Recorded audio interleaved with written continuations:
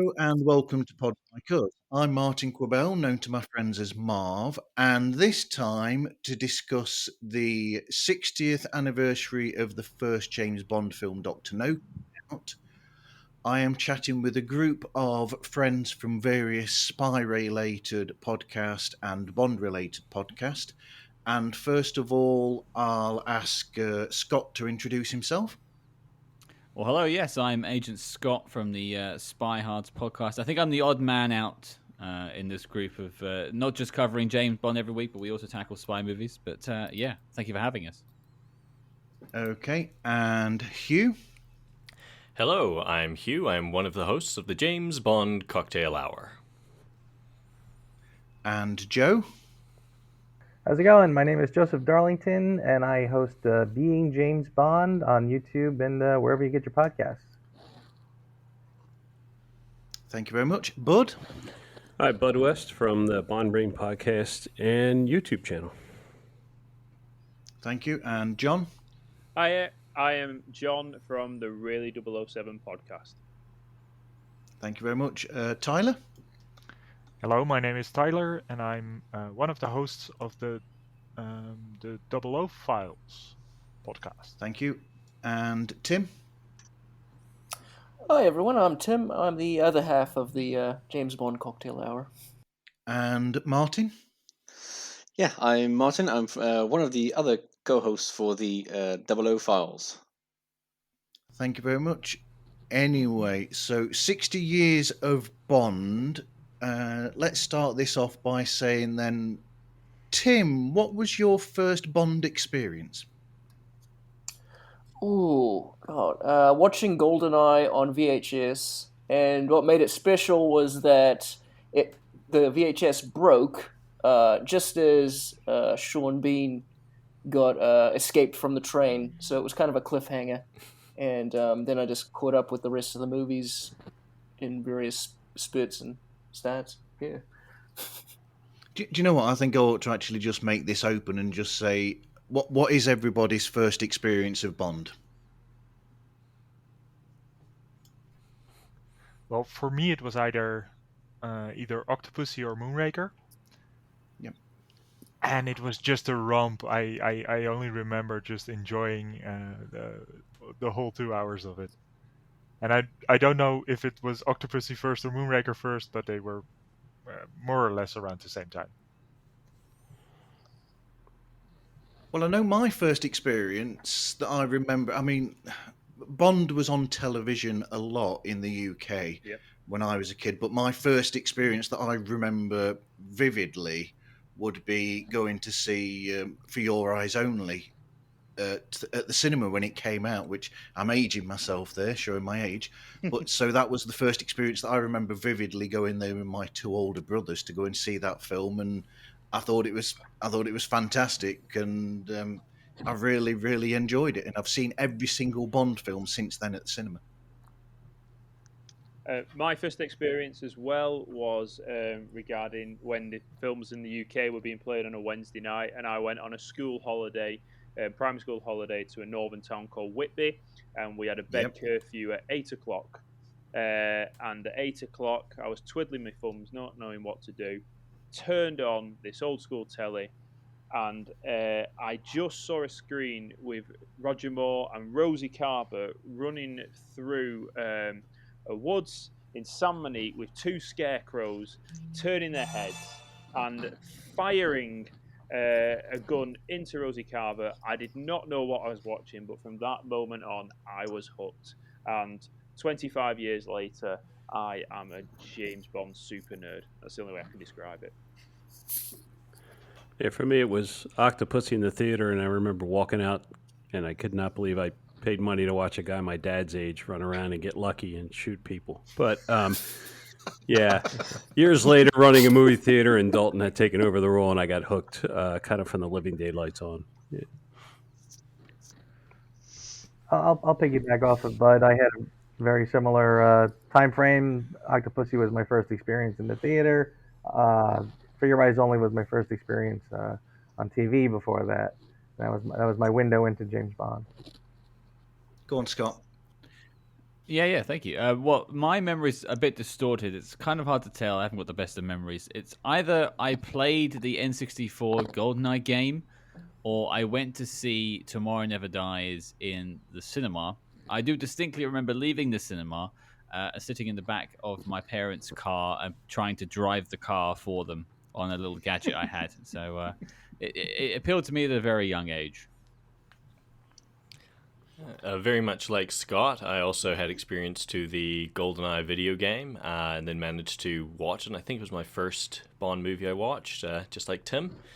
And then remember feeling vaguely disappointed after Tomorrow Never Dies comes out, especially since it was a New Zealand director, and both Tim and I are in New Zealand. Oh, Die Another Day. Yeah, sorry, yeah, Die this Another Day. This has been a reoccurring thing on. Yeah. See, Tim's the brains of this operation. No, I think we've each tripped up on the kill die titles. I'm joining the Free Eyes Only team here.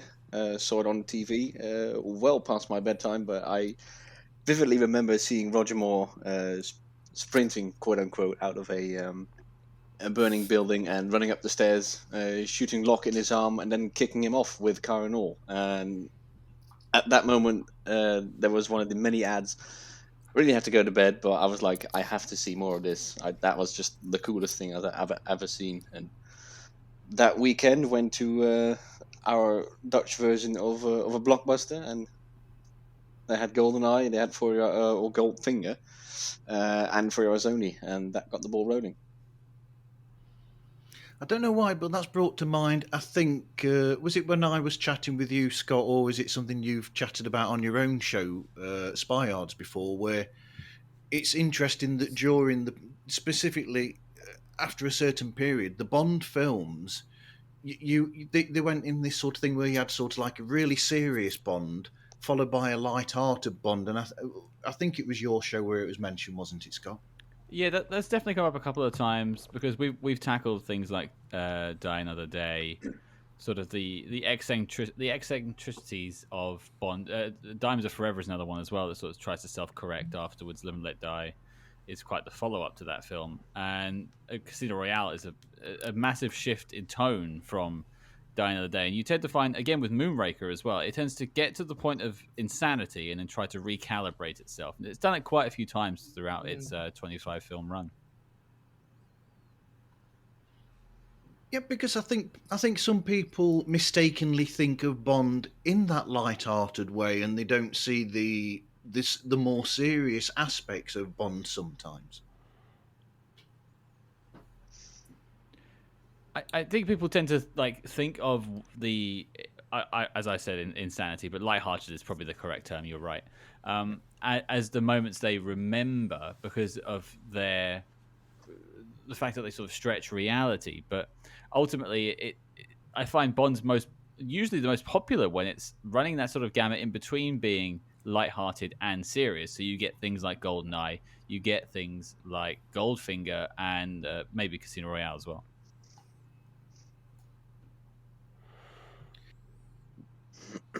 Yeah, well, maybe it has something to do with like the things that are sort of well, I don't want to call it common knowledge, but just to give an example, I had recently met someone new who had legit never seen a Bond movie like in its entirety before, but like she recognized the DB5 with the ejector seat, and you know, she recognized the Invisible Aston and stuff like that, because you know that's the iconic. You know, she saw the jetpack from Thunderball somewhere before. You know, some of these iconic scenes that are sort of played out in every single tribute or montage or whatever. You know, those kind of things always pop up everywhere, and they tend to be, you know, the more outrageous the films get, the more recognizable, either good or bad, the scenes get that they can put in these kind of things.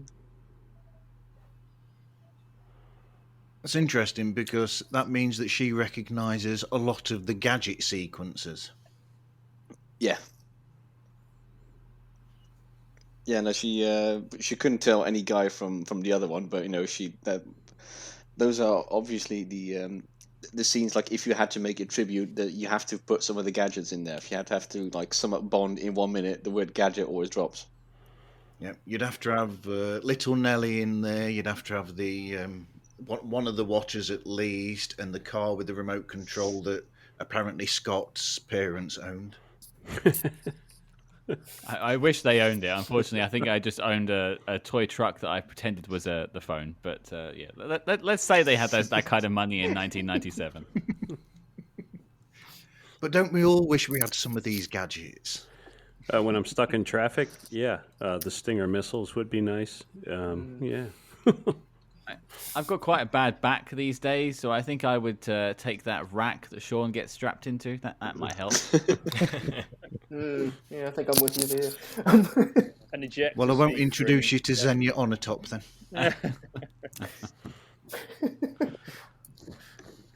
Yeah. So, how do you think the films have evolved then over the 60 years? Well, I think it's been a pendulum that keeps swinging from serious to less serious to serious again, just like you said. And I think that's the beauty of Bond, that there's a Bond movie for every mood, and there's a Bond movie for every person. If I'm in the mood for something lighthearted, I might put, I don't know, Live and Let Die on. And if I want something completely different, then I turn to Quantum of Solace. So they are a sign of the times, right? So you see what's popular, what was popular when it was made, and I think that snapshot of time is one of the things that really makes Bond special for me. 60 years running movie franchise like that really shows you those snapshots in time.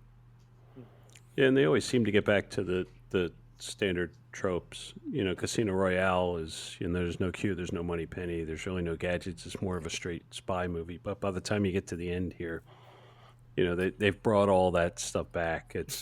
Even when they pull pieces out, it seems like they are always it's just a matter of time before they work themselves back in the gun barrel and all of the pieces that you always associate with a Bond movie.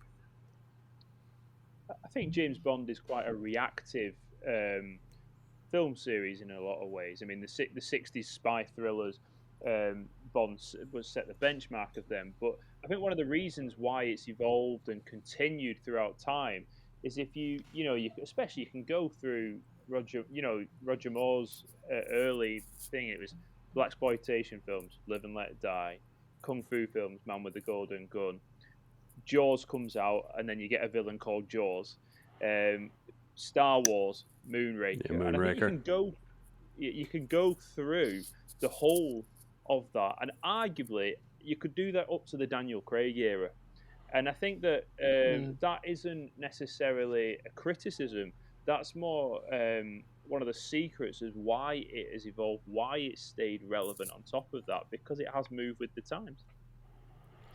Yeah, even at the beginning of the Craig era, I mean, you see Casino Royale, you see the replacement of Baccarat in the novel with Texas Hold'em, which had become very popular by that time in the film. I think one of the beauties of Bond is that when Bond hits the reset button, Bond has been around so long that you're absolutely right. It does sort of ebb and flow with the times, and it reflects things that are happening in Hollywood. But then when it sort of gets back to its roots, that's where you start to see the essence of James Bond. And I think that's sort of one of the things that holds it together, is that it doesn't get too far off the ranch, so to speak. It always kind of comes back home. And to continue on that point, I think Tim and I might have a sort of a slight advantage over the film-only podcast, as we're a film and literary podcast. And when you look at the broad base that was really set up, that crosses so many different genres, which was Ian Fleming's sort of written Bond, you've got sort of the more serious ones, you've got, From Russia with Love, but you've also got James Bond in New York, which was essentially a comedy that I think we both agreed at the time that Roger Moore would be perfect for, because the whole thing ends with the joke, there is no reptile house at the New York Zoo. So the whole thing is just a farce of a spy mission, essentially. Yeah. Jumping off that, there's always been, even down to the books, I think the thing that made it good for movies was the fact that there's so much weirdness to Fleming. It's always a spy story, but through a kind of a weird, God, what's the kind of like a fun house mirror? Yeah. It's always like he's always adding like something, a weird little touch, even if it's just like Odd Job or having a payoff in an auction house with a Fabergé egg. There's always just, I think that element of kind of 1 foot in reality and 1 foot in fantasy is key. Yeah. But you've got those elements in a lot of Ian Fleming's writing, haven't you? I mean, not just the Bonds, but a lot of people listening won't know that he wrote Chitty Chitty Bang Bang, for instance. But there's always that, and in his writing, as in the Bond books as well, there's that element that's slightly askew here and there in the books. Oh, definitely, yeah. Especially when you look at things like Octopussy, right? Look at the movie compared to what the book was. The book is about a guy's friendship with an octopus that Bond only shows up right at the end. It's, it's very bizarre. It does sort of straddle the bizarre and reality. But then Octopussy itself, the film, that shows where the filmmakers digress away from the actual maybe book itself. Oh boy, do they! Because the film Octopussy, just a little. That bit there that you mentioned, there, that's more aligned to the short story of the Property of a Lady, actually, isn't it? I think. Is it? Yeah, the auction. Yeah. Yeah. And the Octopussy short story is like just the backstory of her father, of Octopussy's father. Yeah. They do that quite often in the films, though. You can't really track the novels to the films because you'll realize that they've lifted a chapter here or a chapter there, and then they've kind of inserted it into a film of another title from one of the other novels. And so film-wise, they think they really kind of slice and dice the tropes that you come across in all the novels. Which is kind of funny, having seen the films first and then starting to read novels later, I was, for example, reading Live and Let Die. Yeah. There's some scenes, I'm like, within 2 pages, you go from License to Kill to Live and Let Die to Doctor... Exactly. Back again. It's probably the biggest example right there. Yeah, like you're literally picturing Timothy Dalton climbing through the window, and the next page is like, "Ooh, it's Roger again." Yeah, that's a very weird mental image. It's kind of hard to hold reading the novels later to hold the same image of the same actor while you're reading the novel because they skip around. Yep. Yeah, well, it was a fun read nonetheless. That was my first book, by the way, that I read of Bond, Live and Let Die.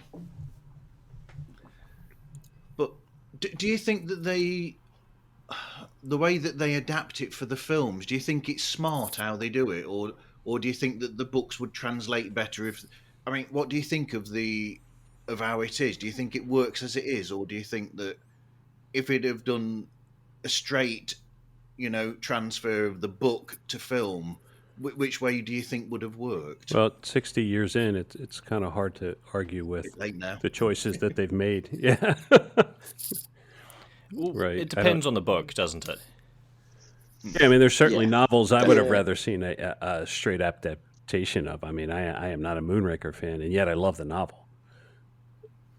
So there are some I think that would have been better, but I wouldn't say that's the case with all of them. I'm instantly looking at Diamonds. I'll tell you what, I'll go to bat. I personally think that in most cases, a pretty authentic translation of the book has served them very well. I think the first few Bond films are a great example. On Her Majesty's is another one. And obviously Casino Royale. At a time where I thought they would never, ever do that book the way it was written, they did. And boy, did it work. Yeah, it was a bit of a shocker, actually, to watch that and see that they followed it that closely. Yeah. Especially considering Die Another Day is such a steroidal take on the Moonraker. I don't even want to say the plot, just like the concept of the plot. Just the idea of a villain pretending to be someone else and having a piece of technology that's meant to be this great thing for the world, and instead it's going to be turned on the forces of good, I guess. So it could have gone very wrong, but it didn't. I mean, so what do you think is essential for the, if you were, I'm trying to use a baking analogy here. I don't know how it works. So if you were to come up with the recipe of what makes a quintessential Bond film, I mean, I'd think gadgets, music, and I don't know, probably the clothing and the style, and you've got to say the Bond girls, I suppose, in a lot of cases as well. Anything else you can think of? Clueless Bond. I've got to say, you need to have a gun barrel at the start for me. And regretfully, in this day and age, we have to specify without a fade out and with blood and not the dead are alive after you've had the gun. No pretentious text. No. I'm not sure I quite agree on that. I think you can look at lots of different Bond films that haven't used some of those things and that have been very successful. We mentioned Dr. No at the start. It's missing a lot of those components, but you could say that's one of Sean Connery's finest performances as Bond, and perhaps one of his closest moments to the Ian Fleming character himself. I think to answer Marv's question, for me at least, it's more to do with having the right man in the tux, a strong visual director leading the film, and a good script from good writers. Yeah, I mean, you've touched on something there that I think is really essential to getting Bond from the beginning absolutely right, which, other than Saltzman and Broccoli bringing it out as producers, I think Terence Young's, influence and inspiration was perfect to start it all off and be that first director, because his actual, how he is, and the fact that he dressed and taught, Connery about wearing the suit and how to look, and the whole aesthetic of Bond has a hell of a lot to do with him being that first initial director. Yeah, I think also just jumping off that, just the whole team that they put together. I mean, they really lucked out. They got Maurice Binder on titles. They had Richard Maybaum and various others involved with the scripts. You had John Barry's music. You had Ken Adam right from the jump as the production designer.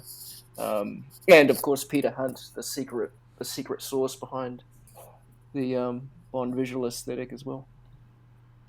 So yeah, you had Terence Young. Yeah.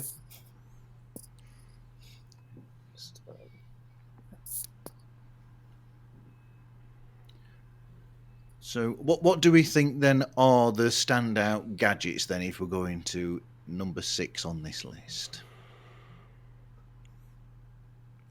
For me personally, our favorites, the car. I mean, it's the.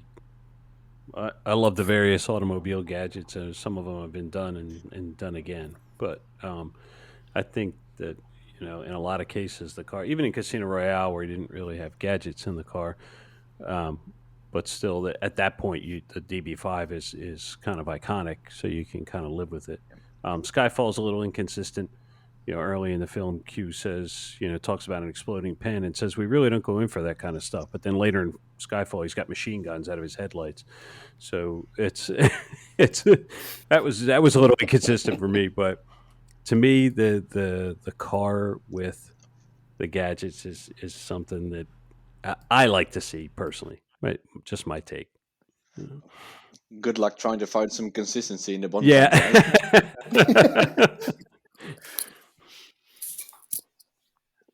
I think you can't. Yeah. I don't think I can fully say this is my absolute favorite, because I think there's different ones for different films. There's some gadgets that are so ridiculous, but I would never change them for the world because they're pure entertainment. If I was asked what is my favorite gadget, I would probably all in all say the attaché case from Russia with Love.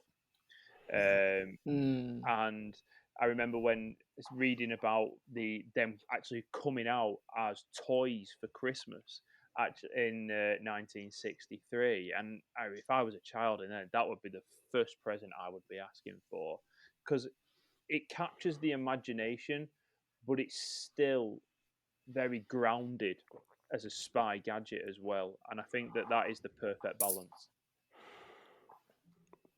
They're re-releasing one, aren't they? Well, I think they are. Are they really? Wow. Yeah, I thought I saw something on the 007 store. It's ridiculously priced, as per usual, but they're making like... There'll be 50 of them. Okay, then. Well, I won't ask my Right. wife. Probably. Yeah. Slightly less than the $6,000 backgammon set. Right. A little bit less, yeah. I think we should give free ones to all podcasts that talk about James Bond. Seconded. They'd be giving out many versions, I think, then, if that was the case. To get back to the gadget question, I think I have to go to the thing that potentially brought me into the game in the first place, and that is the mobile phone controller in the car.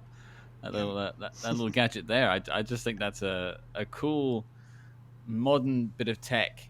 Even now, we can just about do, but it feels like slightly out of reach. A lot of older Bond gadgets kind of we could do now. We have like iPhones that do a lot of stuff, but that phone feels like it's still cool now. Well, it's sort of possible now, isn't it? If you think about it, it could be a controller for a drone, so I suppose it could be a controller for a car. Yeah. Yeah, and there's some car brands out there who have like this sort of the parking function where it drives the last couple of feet forwards or backwards into your garage or a tight spot or whatever. So who knows what we'll be in another 10 years. Yeah. I can't see us having those glasses though that Roger had in A View to a Kill, where he just turned that switch and he could see through dark windows. Nah, but that's also because no one could pull those ridiculous glasses off. I mean, if even Roger can't do it, then no one can. So why bother? And what about the glasses from The World Is Not Enough? Hey, there's nothing wrong with that. Yeah, X-ray glasses. That's what I was going to say. Right. That's a good call. Brosnan perfected it. Every teenage boy in the world would be buying those X-ray glasses. Yeah. Yeah, I am just going to stick it in there. On the bit where he has the X-ray glasses and he sees the two ladies by the roulette wheel and sees their underwear. The dark-haired lady is my cousin. Wow. Yeah. Okay. Yeah, it was definitely like a talking point when I was at school when that film came out. Just do the Leonardo DiCaprio meme. Just point at the screen. Hang on. Yeah.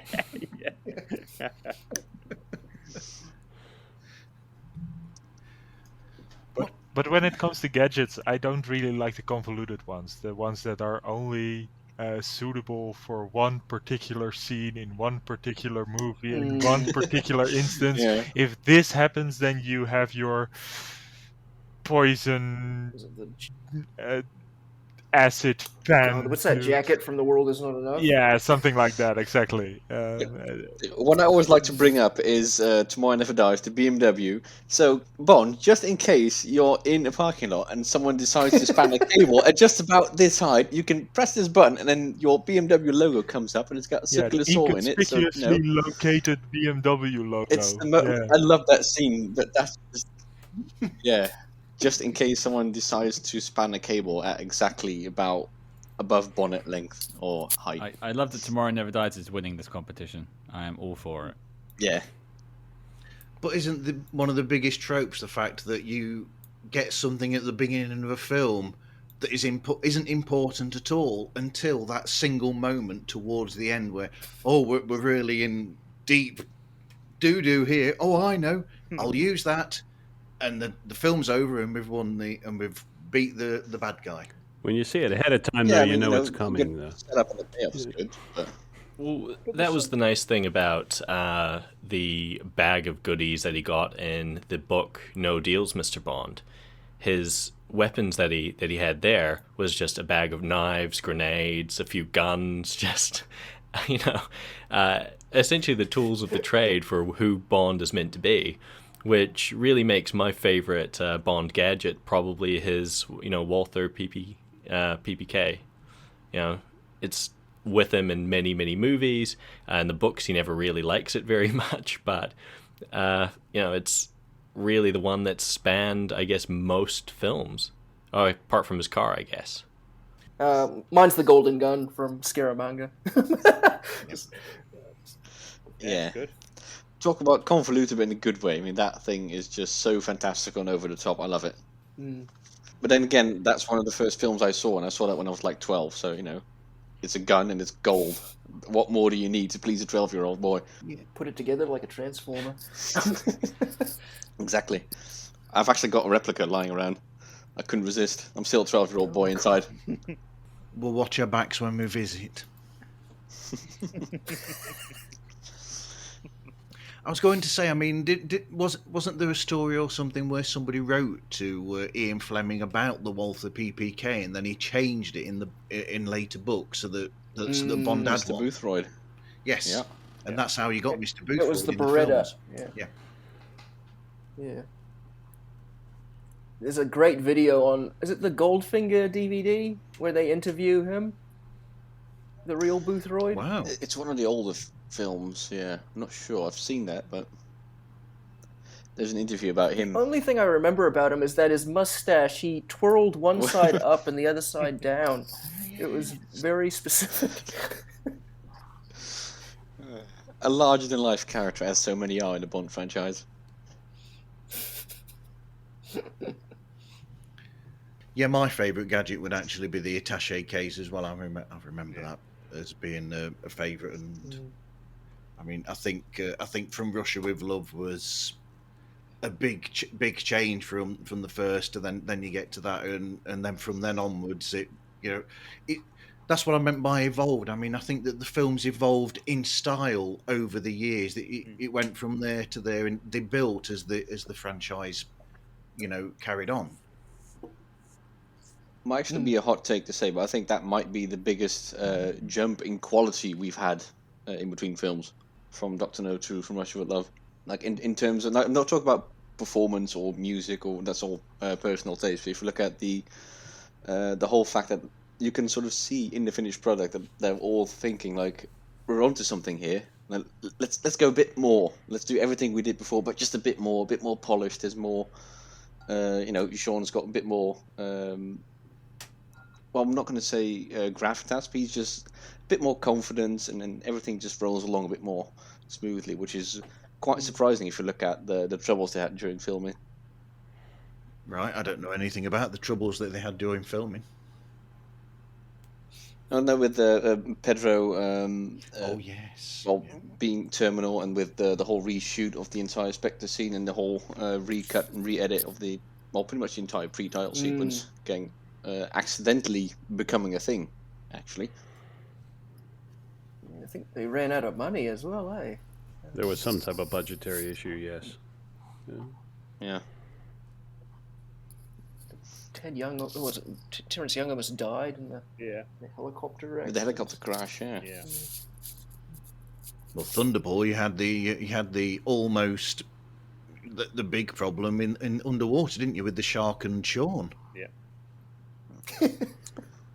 And then was it You Only Live Twice, I think? Yeah. The Cubby and pretty much like the entire top brass were scheduled on the plane to go back. They're like, they last minute they had this invite to go look at some traditional Japanese fishing village. You're like, well, let's do it. And then the plane they were supposed to be on crashed and killed everyone on board. Yeah. So that was quite dark. And then Sean almost lost his manhood in Goldfinger. Yeah. But did he, or was that one of those things that has been exaggerated? Just like on documentary or Dr. No, when they talk about the spider and how it was all so dangerous because they had to pay the stuntman extra because its venom sac was full, and it turns out it's not even a lethal spider to human beings. But you know, the spider that's clearly walking do everything across for a sheet of glass. a glass Yeah. plate. Yeah. Oh yeah. Yeah. I was thinking Goldfinger. That was the bit with the laser, isn't it? Where they've got the person underneath with the welding torch. Yeah. Underneath, and he's getting closer and closer as he goes, and he can't see what he's doing very well because the monitor's tiny or something, so he can't see how close he is to Sean when he's doing it. Sheesh. All in a day's work. Yeah. And then, of course, you get Roger Moore comes in, and Roger's sort of like, "No, I won't do any of that." But then, then later on, a bit late, then you get Timothy Dalton, and apparently Timothy Dalton liked doing this stuff. Yeah, he was sort of suicidal in a good way, if you can believe the stories. He's like, yeah, no, let me jump on that Range Rover, almost barreling off a cliff at 60 miles an hour. Let me do this. Let me do that. Which is admirable, sure. Quite a risk when that's your, when that's your star. I mean, Tom Cruise with the injuries and I was just about to say that. Yeah, he's one for that. It was sort of a Tom Cruise avant la lettre. Yeah. Like, his insurance company won't let him do it. Fine, I'll just find another insurance company. Well, he fired the actual was it the stunt arranger or something? For apparently, one of the because he was saying, oh, you can't possibly do this, and he said, well, I can if I fire you, and then he got somebody else to be the stunt coordinator. What a character! But then it bites him on the arse, as we call it in England. Where he broke his ankle, didn't he, on that that jump, and they cost him a fortune in production fees while they were closed for however long it was. Yeah, but then again, he finished a take with a broken ankle. I mean, you can talk about commitment to your job all you want, but there's commitment, and then there's Tom Cruise. He ran away. Yeah. Real life Terminator. But then Daniel Craig actually did cause himself some damage on a couple of stunts as well doing Bond. I think he's been injured almost every time. Yeah. He was injured a few times in the filming of Casino Royale, including getting a couple teeth knocked out, from what I understand. I was kind of not impressed when I heard that he lost a fake fight, but the film turned out okay in the end. Watching that documentary about him last year made me really, and not that I hate Quantum, but it really made me angry at the editing, because they show the behind the scenes footage of him jumping across a ledge onto another building, and you watch it in the film, and I mean, I couldn't tell. You could have told me it was anybody doing that, because they chop it up so much, and it's just like, I think he busted his knee or something doing that, and it's just like, God, what are you thinking when you're watching the final film and you can barely see all the stuff that you broke yourself for? Yeah, the shaky camera. It was like watching an episode of Cops, but. But that's the crazy side to doing that, letting the actor do that sort of thing, because then I can understand why, Tom Cruise sometimes would do his own stunts in his films, but if you're not going to actually have the camera on that actual person close enough for you to see that is that person, why bother actually putting them into those situations when you could just have a professional there who can react accordingly and knows what they're doing for a living? Yeah, it doesn't really make a whole lot of sense, particularly in that leap onto the balcony scene that was just mentioned, because you see the whole thing from behind. All you see is the back of his head. Yeah. And I think it was Timothy Dalton, didn't he, who said about he was asked if he did more stunts and all that stuff. And he said that it wasn't really important how much of the stunts you're doing, as long as the people watching the finished product can believe that the character is doing it. He says it doesn't matter if you can see me doing it or not, as long as you can believe that James Bond can do this, then that's all that should matter, really. Yeah. So another important bit, I would say, is definitely the music. And is it From Russia with Love, another first? I think that's when we first got John Barry involved, isn't it? Yeah, the From first what I complete understand, score. he rearranged and according to him, basically rewrote whatever Monty Norman gave him to create the Bond theme, and then they played that through. The editor just kept putting it throughout the whole movie, and then they're like, "Oh, let's get this guy in to do From Russia with Love," and then they were off to the races. I'd really recommend everyone checks out the Sound of 007 documentary on Amazon that's now there. I was there for the BFI screening last weekend, and it's a wonderful documentary. It really does sort of chart the course of Bond music. Yeah, and then they finally sort of settled that debate between Norman and Barry. I mean, it's both of them together, really. Absolutely. Yeah. But then you start to get the really great. That's when you start to get the really great themes as well. From then on, you get the classic themes. So from there, after that, you then get you get the Goldfinger, which is a classic, and then you get Thunderball. It's a big epic song, and then it's from there that you get all these big songs that are really important as well. I think to the whole iconography of the Bond films. Yeah, I mean, I think it's pretty safe to say that one of the few things pretty much all Bond fans can agree on is that John Barry really introduced and defined the Bond sound, and everyone who's come after him has, in some way or another, tried to get a bit of his feel or a bit of his style in there, because I mean, he demanded 11 out of 25 soundtracks. That's just you can't go wrong where you try to be a bit Barry-like in your soundtracks. What Barry was so good at was that he's so timeless. This is that you can listen to an 80s, you can listen to A View to a Kill now, an 80s Bond film score, and then you can put on a score from the 80s of a different film, and one sounds dated and one sounds timeless, and that is John Barry's. For me, that's his essence. That's the thing that sets him apart from anyone else. That brings to mind an interesting one, because when they diverted from that and they went to Eric Serra, that is so dated in its sound and everything. You can tell that soundtrack is of that time.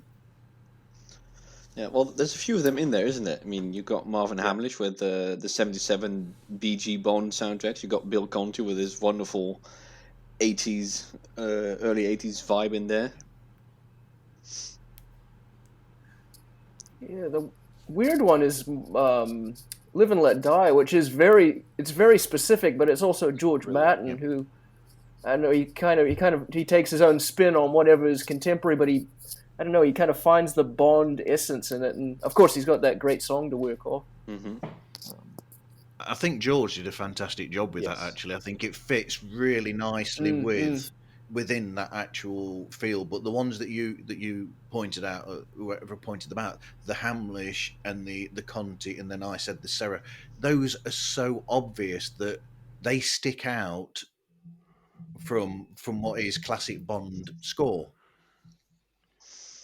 Yeah, I like how they stick out, but well, in my personal opinion, with the exception of Sarah, the Conti, the Hamlish, especially the Michael Kamen License to Kill one, they still capture the sort of Bond essence in there. And if you listen to For Your Eyes Only soundtracks, like the Drive in the Country, it's very 80s. Yeah. It's very funky, but it's still got that Bond feeling in there. Like you can jumpstart that track anywhere in it, and you'll go, yeah, that's a Bond track.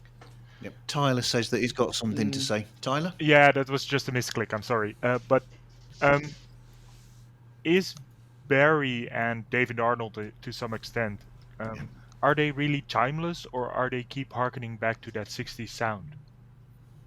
You were going to something that I was going to actually go into, which is I was going to say how incredible David Arnold, how his work has been in the films as well, because it's almost like he's such a fan or such a study of the work that John Barry did that it's almost seamless that his work that he's done with the scores fits perfectly with John's. I think that's a difficult one, what you said, Todd. I mean, there's something to say that you can claim they keep harking back to something, but I think it was Thomas Newman who said that in that Sound of 007 documentary. He said, if you're going to change something for the sake of change, why bother? So I think there's two sides to the argument. I'm not sure which side I'm on actually, because I think that's a really good question. I think the cool thing about Barry also though was that he's willing to he wasn't beholden to the Bond theme. Like every one of his scores, which I think the other composers to varying degrees succeeded or failed, but I think John Barry was like, this film is going to have its own identity, so he'd always find a way to put the theme song through the score, and the Bond theme would be in there, but yes, every one of his scores feels like its own entity. Yeah, I totally agree with that. I think one common misconception sometimes is that to make a Bondian score, you need to put a lot of the Bond theme in there, and I don't personally agree with that. And I think one of the perfect examples of that is on Her Majesty's Secret Service. For me personally, I think that's my favourite Bond score. But the actual Bond theme is only played at the start when introducing Lazenby, and then on the attack of Piz Gloria, as far as I can remember. And yet, creating the Majesty's soundtrack, creating that piece of music, and all that goes with it, that sounds so Bondian. It's such a quintessential Bond score, but it's not overlaid with the James Bond theme tune. And Barry was the master of that, of giving each film its own identity. Same thing with Casino Royale. I mean, you don't have the full theme until the very end, and then you've got some hints of the Bond theme when he goes on his first quote-unquote exotic trip to the Bahamas, when he first puts on the tux, and then all the way through, it's sort of a little bit in there, a bit of a bass motif or a bit of a string here and there. Absolutely. And then we don't actually have the full Bond theme until the end.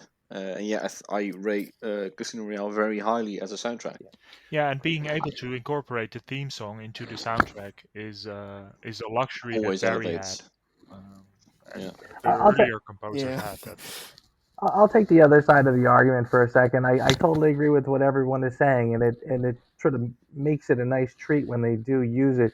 But I think a great example of where they really used the score incredibly well, I think David Arnold's score for the boat chase in the beginning of The World Is Not Enough, that to me is just a celebration of the Bond score. Yeah. And probably one of the most quintessential, of all the scores. And I think, you're almost overdosing on the Bond theme for that, and I just love it.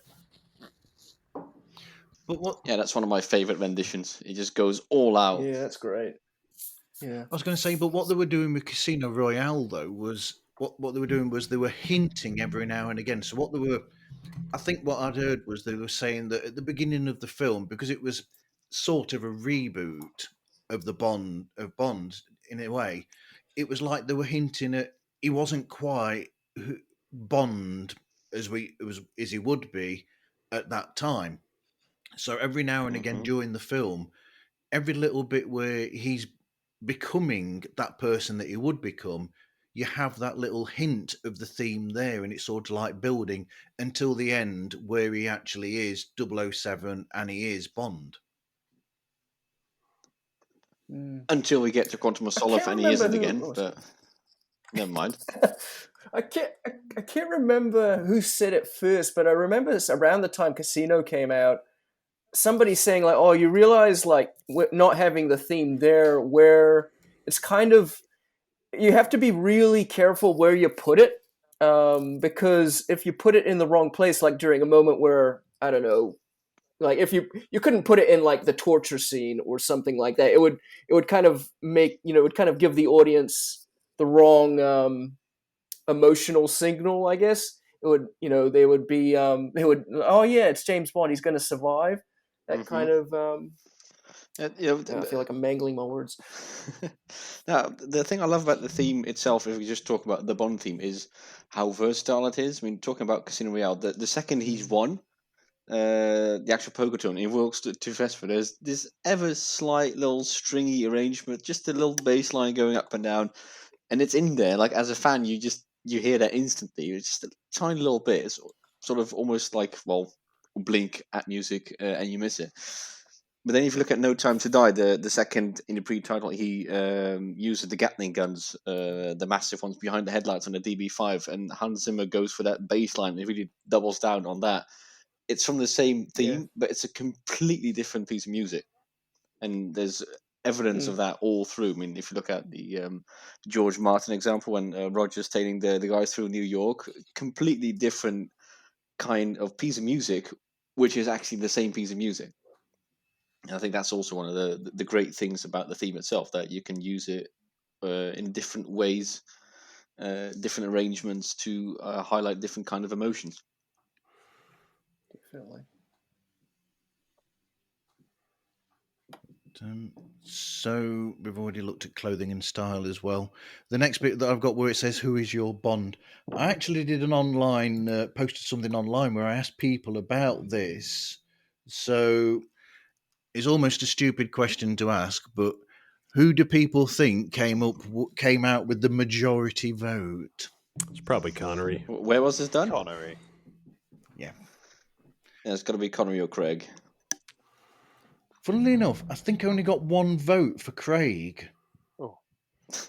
How many? I only got one. So I didn't get that many votes really. People voting in. So 20 people voted in total, or around 20 people, which isn't a lot, I know.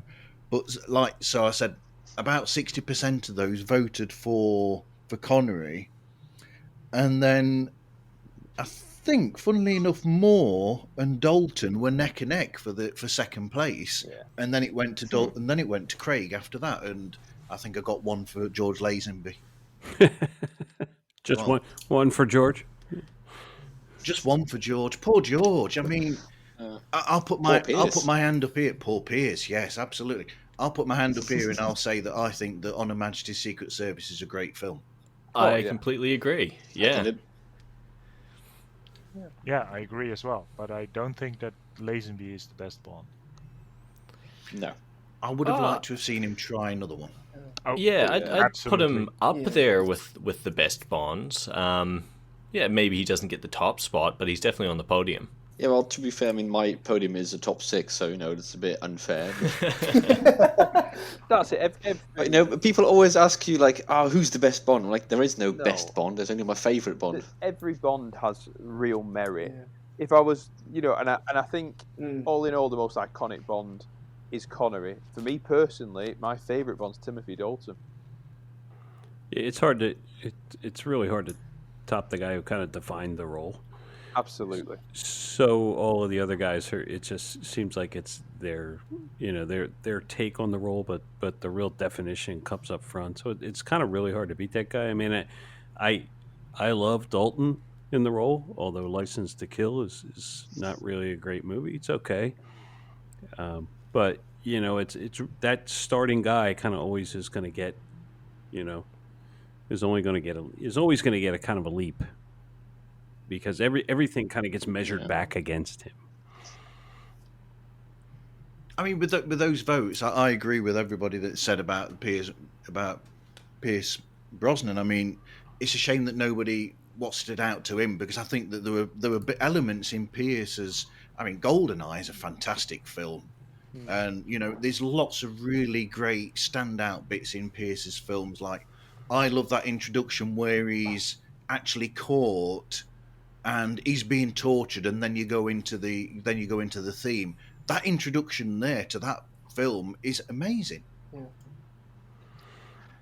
I think it was Tyler and me had a discussion like some time off mic, saying that Pierce is probably the one guy out of the 6 of them who's really born to play Bond, as like style wise and like I don't think anyone has ever been more eager to do it than he, and it's just a bit of a shame that the films he did weren't up to what we now think are like good quote unquote Bond films.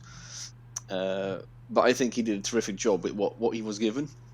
well, I mean, Die Another Day was the first one I saw in cinema, so he's kind of my Bond. I mean, he translated, or his likeness translated into the Bond games I was playing at that age. So he's a bit of a fan favourite, a bit of rose-tinted thing going on there, but... I think he's Scott's Bond as well, isn't he, Scott? Pierce Brosnan. Yep.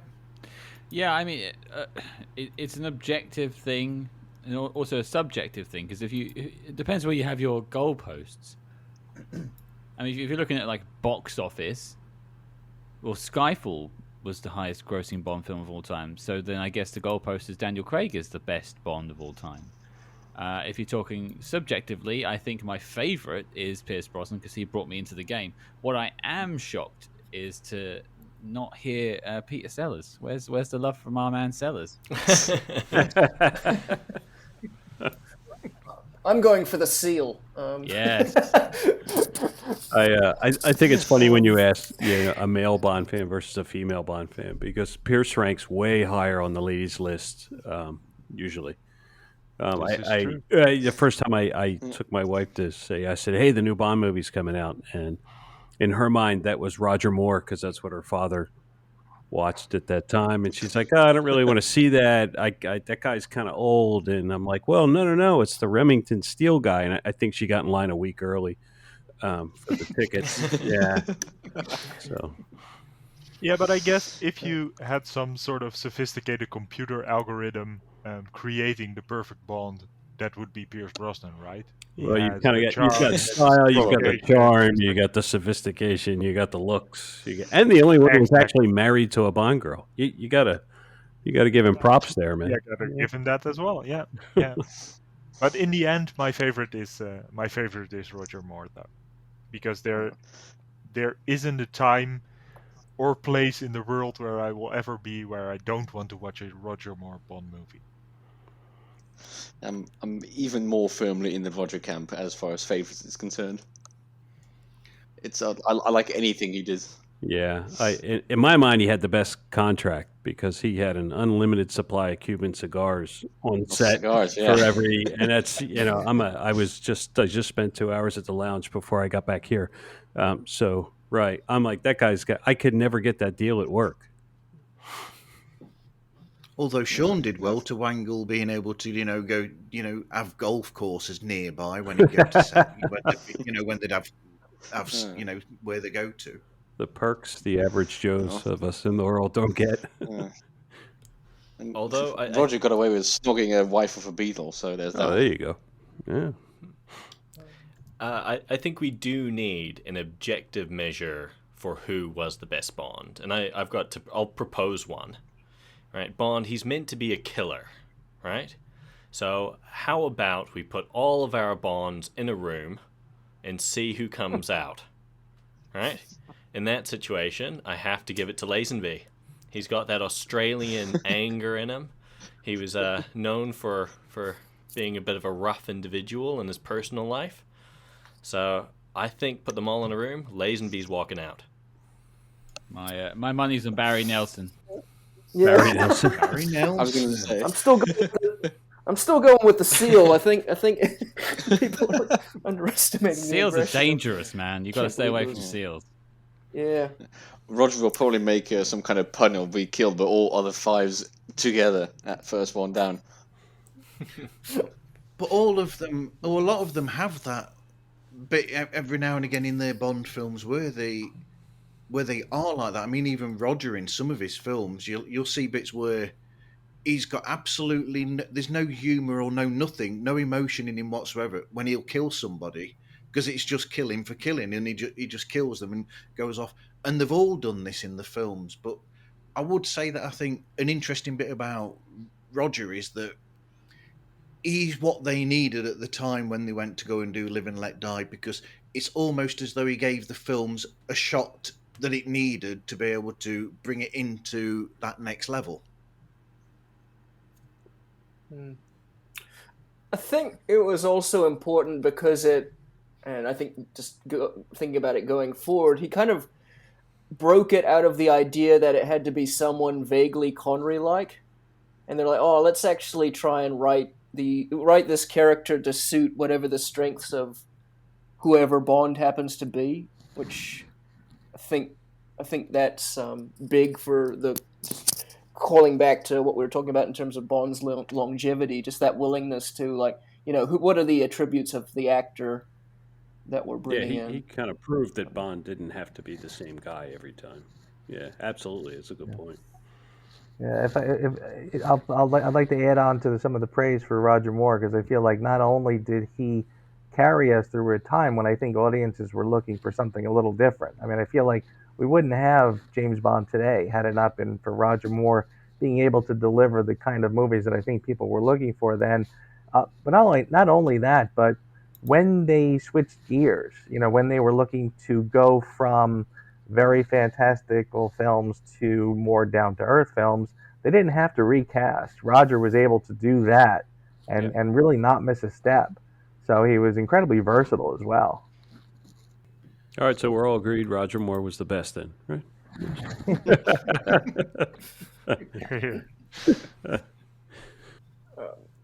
I have to say, I've become a real fan of his '80s run. Oh yeah, just the older guy kind of figuring out, especially just the way there's a lot of scenes where he's clearly outmatched by whoever he's fighting or running away from, and he's just constantly having to improvise. And there's something really cool about that.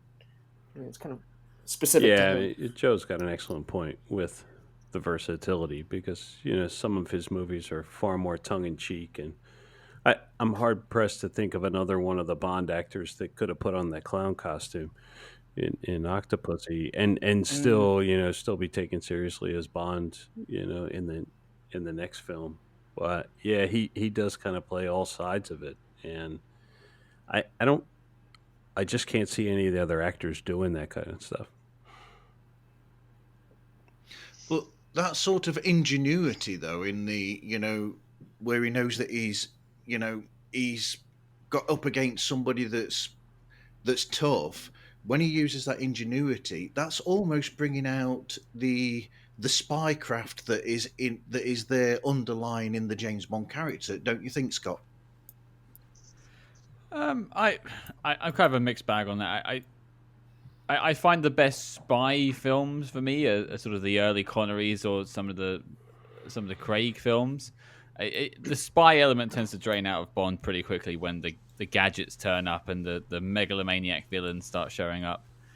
When it's back down to sort of gritty. Also, Dalton has a lot of spy work actually as well in both Daylights and License to Kill.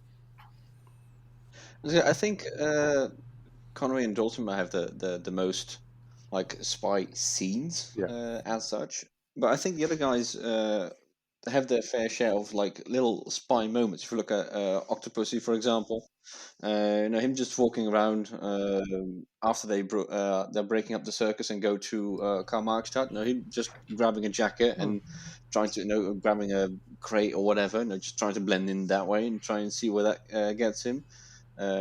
Pierce breaking into a newspaper factory in Tomorrow Never Dies. They all have these tiny little bits of them doing their little spy work, and those are the scenes I tend to like the most. That's something I really want to see in the next Bond film as well. Bond doing some snooping around where he's not supposed to be. Yeah. Me too. I really like how he follows a trail as well. I mean, that's really, when he basically, take Octopussy for instance. He just finds a Karl Marxstadt leaflet in Octopussy's drawer, and then he takes the film there. He doesn't know what he's finding there. He's just going on the trail, spying and seeing where it comes from. And I really like that aspect of it, where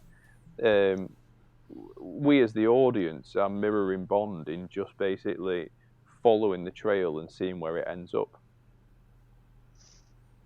Yeah, that's the best way to have a Bond film, I think. Yeah. Is to not know more than Bond, like even maybe know a little bit less than Bond or the same, but not the other way around. Yeah. Which is my main gripe with Thunderball, for example, is where you see this plan being explained, and you see it all being played out, and then Bond is playing catch up with you as the audience for the rest of the film, which is a shame. Yeah. I think that's me with Tomorrow Never Dies. There's a lot of cool stuff in that, but I just don't feel anything watching it because we know everything. Yeah, actually, that's quite funny. That's the first thing I've actually sort of noticed that. Yeah, you know it's Carver from the get-go. You know he's trying to provoke all the stuff, but I guess in that sense it doesn't bother me as much because it's not all clear how it's going to play out and what's going to happen next. And with Thunder Boys, you hear them talking about the plan. I mean, the foreshadowing is fine in any film as long as it builds suspense. But in some cases in the Bond film, it doesn't really build that suspense. Good example is From Russia with Love with Red Grant, where we know that he's we know his deal going in, and that just makes it way more tense during that whole train sequence.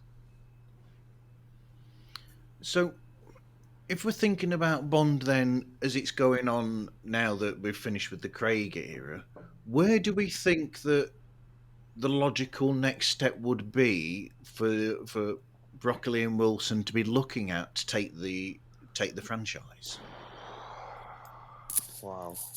Well, looking at what Tyler said with the whole pendulum thing, I think the general consensus is that we can go swing back the other way a bit, more standalone, bit more light-hearted, bit just don't go straight into another Moonraker or Die Another Day, but just back off the very serious undertone and every film, because we've had it's pretty much from The World Isn't Enough onwards, where every film has had a character have some kind of personal connection or history with a villain or another character in the film. And I'm like, from 1999 to 2021, it's time to sort of drop the personal angles. We've had that. It's worked better or worse in some cases, but let's just have a pre-title sequence. That's fun. Have an opening credit with a song. Bond walking into the office, flirt with Moneypenny, go in. Here we go, Folder, kill that bloke. Off you go. So you don't want his next villain to be like his second cousin twice removed or anything, right? Yeah. No, not have the villain turning out to be the son of the maid he snogged while in God knows where. Yeah. No. The funniest part is that, the whole Blofeld thing through Spectre and No Time to Die. And all I'm thinking is foster brother or not. Like, if that was my brother, he keeps calling him Blofeld knowing that the name Franz ticks him off. Wouldn't you be calling him Franz? Like, if that was my brother, I would be doing everything I could to just annoy the crap out of that guy. And Bond just seems to roll right into, it's just the whole dynamic is weird. Oh, all right. Yeah. Hey, Francie, pull my finger. Hey, Right, hey. yes. Your dad loved me more. Right. Oh, dear. Funny thing about that is that it really only would have taken a gentle rewrite to just make that work. Like if I read an earlier draft where Bond was the one who called him out and said, no, that's not your name, Franz. Your real name is Blofeld. And I thought that worked a lot better. But oh, wow. I didn't know that. Huh. What rewrite is that? Because there have been a few. I don't. I don't know which one or what stage it was at, but I definitely read one of the scripts. There was one version where they actually had a card game. There was actually a card game that Bond was playing with Blofeld, and it was at some point over the card game when again he was calling himself Franz Oberhauser, and Bond was the one who said, on the contrary, you were adopted too. In fact, your real name is Blofeld. And again, I thought that worked 10 times better than just Bond Oberhauser changing his name and Bond just running with it. That didn't work. Right? Yeah, well, it's the whole execution in the film as well, isn't it? It's like, well, my real name is Blofeld. Oh, that's your name. And then we just go on. I'm like, for anyone not known within the Bond franchise, they're like, okay, is this important? And for all of us who know what Blofeld is supposed to mean, we're like, that's it. So it's a lose-lose in that situation. So are we all in agreement then that we think that the future of the Bond franchise, a good idea would be to go back to the way of making in every individual film a separate assignment that Bond is given to then work through for the film? I would love to see that. Yeah. Yeah. Yeah. And if they go for another story arc, make sure that it's written from the start and don't try to retcon 5 Absolutely. films into one at the end. I mean, What I liked about the old movies was that you had Doctor No, which is the Jamaican one. Then you have From Russia with Love, which is the one in Istanbul, and The Train, and Goldfinger. You're set in America, and then you have the Bahamas one, and the Japanese one, and the one in the mountains, etc., etc. yeah. You've all got the defining Yeah, traits. I would like to go back to that one, to have a mission in a specific place with Bond go and meet our man in Istanbul, head of Section T, Turkey, have an adventure with him or with her. Have it a bit more like that instead of traveling all over the world. Travel times be damned. Just stay in one Yeah. place. Because I mean, Casino Royale did that, and it was great because we could actually spend Right. time with the characters and build suspense. And, But even if you look at Casino Royale, which is probably the most stay put film of the Craig ones, I think. No, it's still, you go from, was it Prague to the Bahamas to the casino to Italy to, you jump all over the place as well. Madagascar, Miami. Yeah, Yeah. more than enough.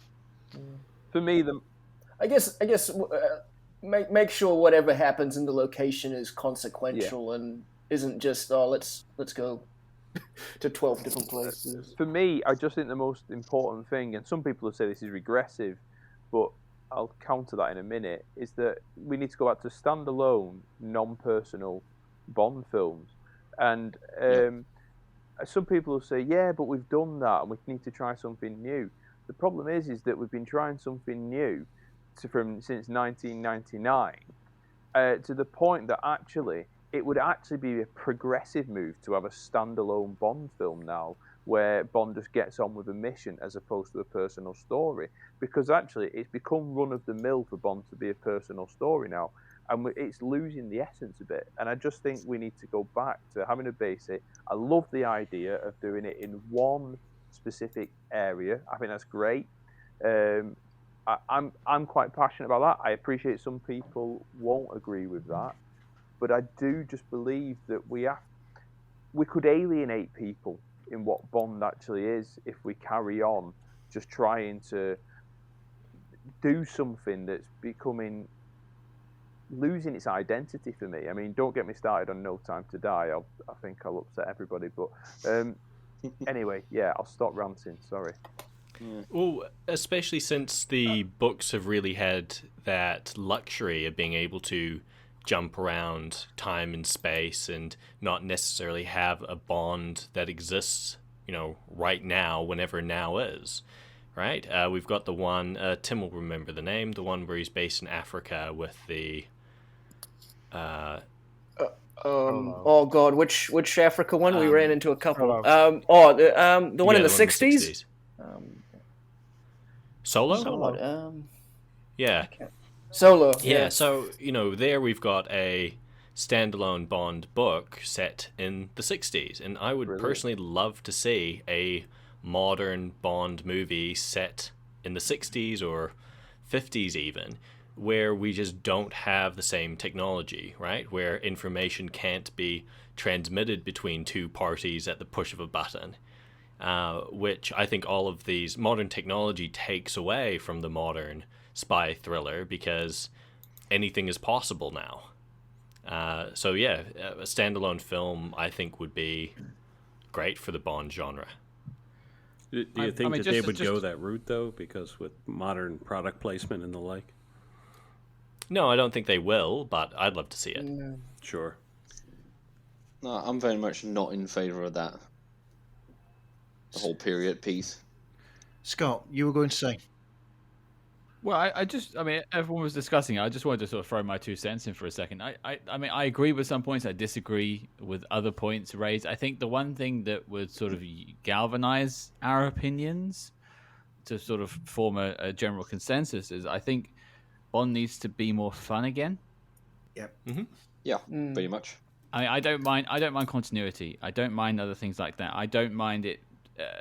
Having overarching stories of different films, it doesn't bother me. I think storytelling needs to evolve. I don't know if we need to look backwards when in terms of like period pieces either. But well, I talked about Tomorrow Never Dies bringing me in at the beginning and playing the thing in the back seat of the car as a kid. We need to get younger fans to enjoy the franchise again, and I don't think many younger fans watched No Time to Die and thought, yes, that's what I want. Mm-hmm. Yeah, and you're sort of right, because Skyfall did quite an effective sort of taking back to more of an old Bond style without actually having to take the film back into the 60s. So there is definitely an ability to play around with it and create a technological solution to these technological problems. EMPs are a great idea. Just wipe out the technology of the city and you've essentially got Bond in the Stone Age. So, it doesn't have to be based in the past to get rid of these issues. But ultimately, the way we've got it at the moment, where it has been a continuation of Bond film from one to the other to the next, rather than standalone, however they decide to do it, is you get this issue where by the time Skyfall or No Time to Die comes out, I don't care about Vesper, right? Why is she still the love interest? Why do we have these continuing themes which really should have been resolved in a previous film? Vesper should have probably been resolved in Quantum of Solace, for instance. He actually resolves it at the end of Casino Royale. The bitch is dead. Yeah, they keep unpicking the threads for each film, which is frustrating. Now, then again, it also depends a little bit on how they do it. I mean, for all the things I dislike about Spectre, the one thing I'll always be very grateful for is that we got some proper closure of the whole Mr. White story. That's some scenes I really loved about that. I mean, never mind everything that happened afterward, but I thought that was a nice little... because I was really afraid that Mr. White was going to be one of those, one that got away and lived his life doing evil stuff somewhere, as we've had in the films in the past. But in general, I think, because someone talked about GoldenEye, I think that what they should do is pretty much do what Jack Wade said Bond did to Zukovsky as the next film. Shoot the bad guy in the leg, steal his car, take his girl. End credits. So anyway, I think we've had a really good discussion here. Yep. It's been great talking to fellow geeks, aficionados, nerds, whatever everyone likes to call themselves. It's always a pleasure to discuss something you really like with other people who also like it. Yeah, nice to meet you all finally. Hey, I couldn't agree more. I think it was really nice to meet a couple new faces in the Bond world. So thank you for having me here. Well, it's great meeting all of you. Yeah, well done, everyone. Thank you for inviting me on here. Thank you very much. And here's to another 60 years. All right, so 60 years from today, we all get back together, right? I think so. Yeah, that'll work. Oh no, I'll be 88. I'll be fine. I'll be 111. Oof! Eat your grains. 60 years. Yeah. I'll a martini and a Monte Cristo a day. My children will be living off of my inheritance. I'll still be 29. Yeah. Oh, you're gonna Roger Moore it, are you? Yeah, I am. Just get a better plastic surgeon. Yeah. God. So you can close your eyes. So anyway, let's go in order as to how everybody is on the screen. So actually, 00 Files, we've got two people here. So if Martin and Tyler want to say where the show can be found and how to get in touch with them. Well, we are on the eveything.com and on any app that you get your podcasts on or in. We're on Instagram, we're on Facebook, we're on Twitter. And people can email at info@the00files.com or moneypenny@the00files.com. Okay, and Tim? You guys can reach the James Bond Cocktail Hour. It should be available on all podcasting platforms. And we're also on Instagram and Twitter at JBCHPod 007. I should have said Tim and you at the same time then. So, John from the Really 007. Yep, so we're on all standard podcast outings like Spotify and iTunes, etc. You can follow us on Twitter and on Instagram and on Facebook. And we're also on YouTube, where we post our interviews on YouTube. And if you want to contact us, it's really double, that's the actual words, 07@gmail.com. Okay, Bud? So the Bond Brain, it's on Instagram. It is on all your major podcast platforms, YouTube. And if you're into Bond and you also like cigars, you can reach out and request to join the Bond Community Cigar Lounge, which is a group put together by Emery Cormier, the James Bond Complex, and myself. We do online cigar/Bond events as well as some live events in the U.S. and Canada. Okay, Joe? Once again, thank you for having me. You can find me at Being James Bond, and you can find Being James Bond on YouTube or wherever you get your podcast, Apple Podcasts, Spotify, etc. Check it out. And last but certainly not least, Scott. Well, as I mentioned, I'm the odd man out, so not only do you find James Bond stuff on Spyhards, but you get plenty of spy films too. And you can find us basically wherever you get your podcasts and on all social media platforms at Spyhards. That's SPYHARDS. And can I just say, I love that you picked out the in the Bond film where they had a nod to the what is it? Alfred Hitchcock film, North by Northwest, with the crop duster, which was basically repeated for the helicopter in Bond. Absolutely, yeah. From Russia with Love. Yep, absolutely. And what would a Bond film have been like, directed by Alfred Hitchcock? There was moments for Dr. No where we came close, but not quite close enough, unfortunately. But that's another universe. Yeah, I was going to say the universe of what ifs of Bond is a great topic of discussion as well. What if soundtracks? What if actors? What if locations? Anyway, thank you everyone for speaking with me today, guys. This was so much fun. We could have spoken for much longer if it wasn't so late in the UK. Great, thanks, Marv. Thanks for having us. Bye for now. Been a pleasure. Thanks, Marv. Bye, folks. Thank you. Thank you, guys.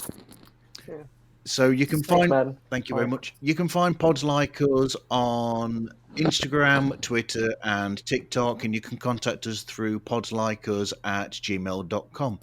Anyway, thank you everyone for listening, and hope you listen again to another episode of Pods Like Us.